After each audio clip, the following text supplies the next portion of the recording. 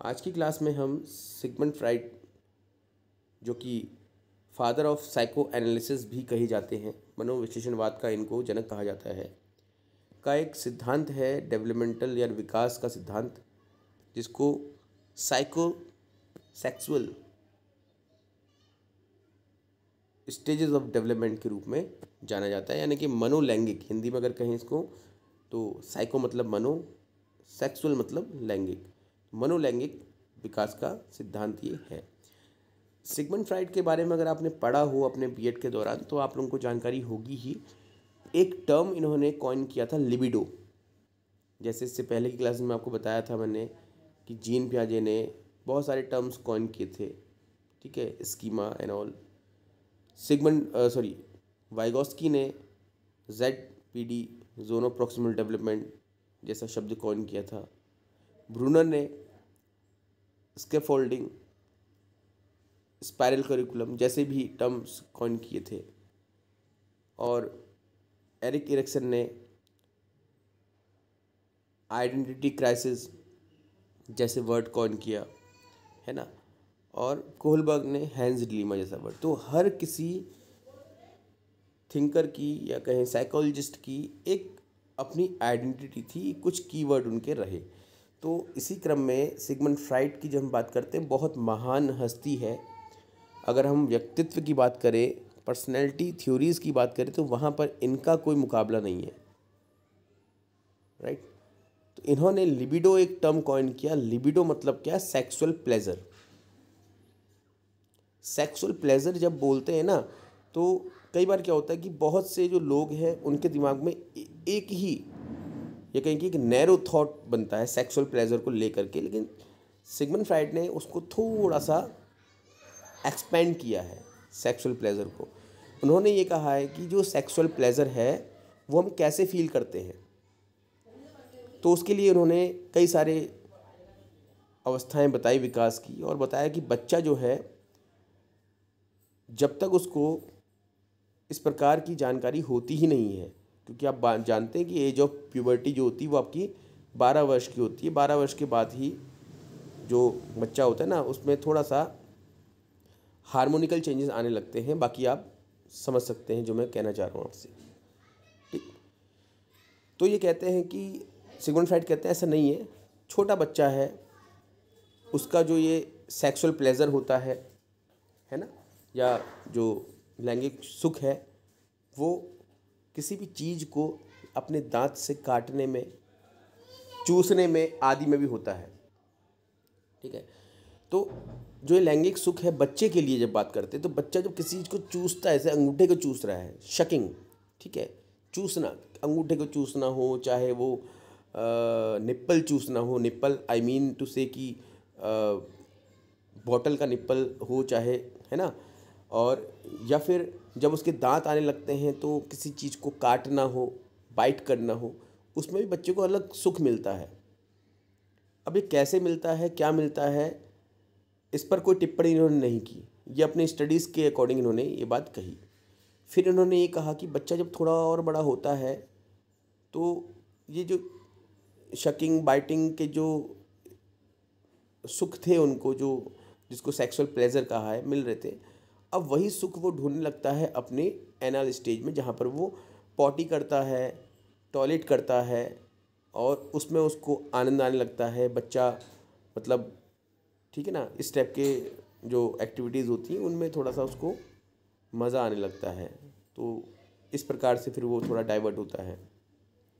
फिर थोड़ी सी स्टेज बढ़ती है, और स्टेज ऐसी आती है कि बच्चा अपने जो प्राइवेट पार्ट्स होते हैं उनमें ही ज़्यादा सुख ढूंढने लगता है। इस टाइप की बातें इस थ्योरी में सिगमंड फ्राइड ने थोड़ा सा एक्सप्लेन की है। मतलब उनका ये कहना है कि सेक्सुअल प्लेजर की बात जब मैं कहता हूँ लिबिडो के अकॉर्डिंग, तो उसमें आपको सिर्फ एक ही कॉन्स्टेंट में बात नहीं करनी है, उसको हम एक्सपेंड करेंगे और उस तरीके से बात करेंगे। तो यही चीज़ सिगमंड फ्राइड ने अपनी थ्योरी में बताई है। अब इसको हम आगे पढ़ेंगे, ठीक है। ये कुछ बातें, कुछ स्टेटमेंट्स सिगमंड फ्राइड के पर्सनैलिटी को लेकर के हैं, क्योंकि अभी अभी आपको बताया मैंने कि ये जो नाम है सिगमंड फ्राइड, ये पर्सनैलिटी थ्योरी का एक किंग कह सकते हैं इसको हम, ठीक है।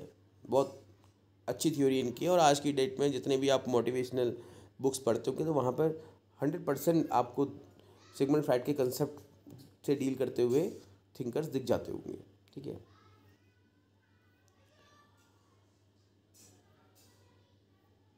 ये सारा कंसेप्ट जो है ये थोड़ा सा इसके लिए। अब आते हैं हम सिगमंड फ्राइड की साइकोसेक्सुअल स्टेजेस में।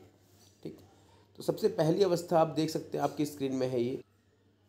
तो पहली अवस्था है ओरल स्टेज। इसको हिंदी में मौखिक अवस्था भी कहा जाता है।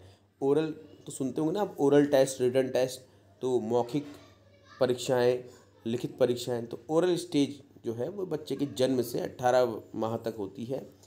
और ये जो अवस्था है, इस अवस्था में बच्चे का जो सेक्सुअल प्लेजर होता है वो किस चीज़ में होता है, आइए देखते हैं। ठीक है, तो वो प्लेजर जो है आपका वो बाइटिंग में, शकिंग में, इन चीज़ों में होता है। सेकेंड स्टेज आपकी आती है एनाल स्टेज। एनाल स्टेज 18 वर्ष के, ऑब्वियस बात है कि ओरल स्टेज के बाद ही आएगी, तो 18 माह के बाद 13 वर्ष तक ये बताई गई है। अच्छा, मैं एक वो बात आपसे कहना चाहूँगा, जीन पियाजे का जो मॉडल ऑफ डेवलपमेंट है वो बहुत पर्टिकुलर है अपनी एजेस को लेकर के, यानी कि एजेस वहाँ पर स्पेसिफाइड की गई हैं, उनको हमें उसी रूप में लेना पड़ेगा। लेकिन बाकी जो साइकोलॉजिस्ट हैं उनकी जो एजेस उन्होंने डिफ़ाइन की हैं वो पहले ही कह चुके हैं कि ये पर्टिकुलर नहीं है। पर्टिकुलर नहीं है का मतलब ये है कि आगे पीछे हो सकता है। तो एनाल स्टेज क्या होती है, जहाँ पर इसको गूदावस्था कहते हैं, गूदावस्था, है ना।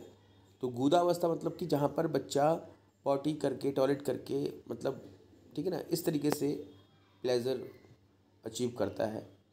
फिर आती है फैलिक स्टेज, आती है आपकी 3 से लगभग 7 या 8 साल तक की।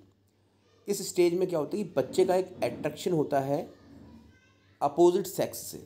मतलब अगर लड़का है तो उसका जो अट्रैक्शन होगा वो किसी महिला से होगा, लड़की है तो उसका किसी पुरुष से होगा, लेकिन अपोजिट सेक्स ज़रूर है, बट वो उसके घर के बड़े मेंबर्स होते हैं, like mother, father, uncle, aunty, etcetera. ठीक, क्लियर हो गया। तो याद रखना है फैलिक स्टेज में ये जो अट्रैक्शन है वो किस ओर होता है।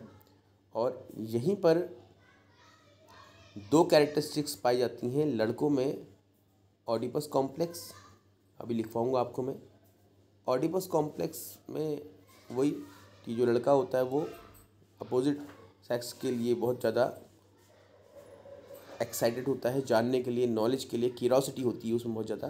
ठीक है, और साथ ही जो इलेक्ट्रा कॉम्प्लेक्स है, तो इलेक्ट्रा कॉम्प्लेक्स लड़कियों में होता है।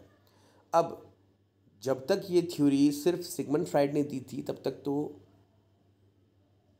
लड़की हो चाहे लड़का हो, अपने पेरेंट्स, अपोजिट सेक्स वाले पेरेंट्स के लिए जो उनके अंदर एक्साइटमेंट, जो अट्रैक्शन था, वो ऑडिपस कॉम्प्लेक्स ही कहा इन्होंने। लेटर ऑन अब आप सर्च कीजिएगा कि किसने इलेक्ट्रा कॉम्प्लेक्स टर्म कॉइन किया है, ये आपके लिए होमवर्क हो जाता है। ठीक है, और फिर कमेंट भी कर दीजिएगा, समझ में आ रहा है। क्योंकि जब हम कभी हम कुछ ढूंढते हैं ना क्यूरोसिटी के साथ, तो हम 10 चीज़ें और जानने लगते हैं।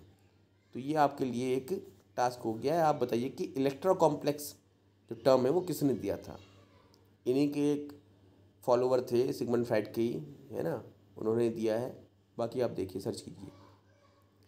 फैलिक स्टेज के बाद आती है लेटेंसी स्टेज। लेटेंसी स्टेज लगभग 7 से 8 वर्ष के बाद शुरू होती है और ये रहती है आपकी प्यूबर्टी तक। मतलब कि प्यूबर्टी मतलब जब बच्चे का लैंगिक विकास पूर्ण रूप से हो चुका होता है, मैच्योरिटी इसको बोलते हैं, अचीव कर लेता है वो। ठीक है, तो लेटेंसी स्टेज में क्या होता है, जहाँ फैलिक स्टेज में बच्चा अपोजिट सेक्स के लिए बहुत ज़्यादा एक्साइटेड होता है। क्यों होता है, उसका रीज़न होता है बच्चों। रीज़न ये होता है, देखो कोई भी बच्चा कुछ भी नया कुछ देख रहा होता है ना, तो उसे जानने का उसके अंदर एक अलग ही जज्बा होता है। हम में शायद ऐसा नहीं होगा, यू नो। अगर आपके घर में कोई एक मेंबर आता है, कोई मेहमान आता है, ठीक है, आ गया चला गया, थोड़ा एक तो रहता है क्यूरियोसिटी, कौन था क्या था, नहीं तो ज़्यादा नहीं रहता बच्चों में। ठीक है, आप अपनी मम्मी से पूछोगे मम्मी कौन था, मम्मी ने जवाब नहीं दिया तो आप भूल जाओगे। लेकिन जो छोटा बच्चा होगा ना, वो तब तक पूछता रहेगा जब तक उसको पता ना लग जाएगी था कौन करके आखिर। इतना ज़्यादा उनका लेवल ऑफ क्यूरियोसिटी होता है।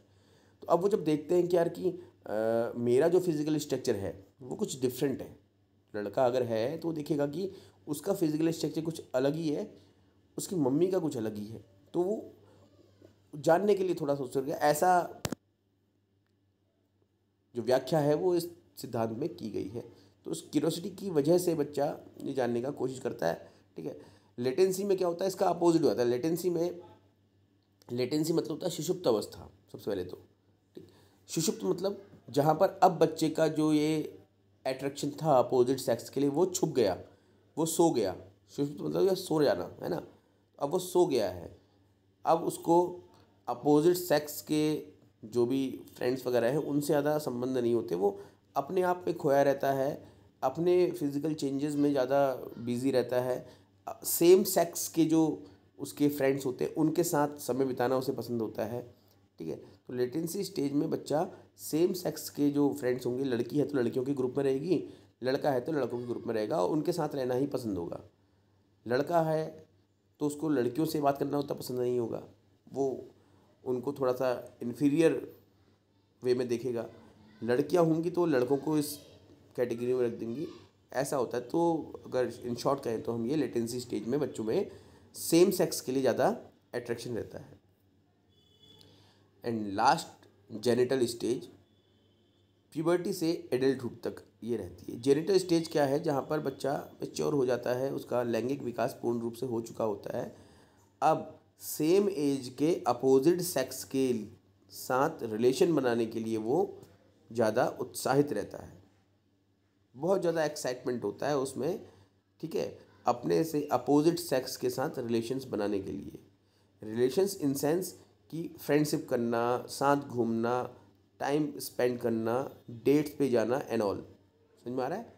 मतलब अपोजिट सेक्स के जो फ्रेंड्स हैं उनके साथ रहना ज़्यादा पसंद होता है। तो वही जो गर्लफ्रेंड बॉयफ्रेंड वाली जो फीलिंग्स होती हैं वो बच्चे की जेनिटल स्टेज में डेवलप होने लग जाती हैं। फैलिक स्टेज में भी सेम केस था, लेकिन वहाँ पर अपोजिट सेक्स उसकी फैमिली का ही कोई बड़ा मेंबर था, मम्मी पापा एंड ऑल। ठीक है। यहाँ पर अदर फैमिली से अदर कोई जो उसके सेम सेक्स के फ्रेंड्स वगैरह हैं, सॉरी अपोजिट सेक्स के जो फ्रेंड वगैरह हैं उनके साथ रहेगा। तो ये कुछ एक शॉर्ट डिस्क्रिप्शन था 5 की 5 अवस्थाओं का आप लोगों के लिए। और एग्ज़ाम में सिर्फ इतना ही पूछा जाता है आपसे कि सिगमंड फ्राइड का जो डेवलपमेंटल मॉडल है उसको क्या कहा जाता है। तो साइकोसेक्सुअल थ्योरी ऑफ डेवलपमेंट कहते हैं। कितनी स्टेजेस इन्होंने यहाँ पर बताई हैं, तो 5 स्टेजेस हैं।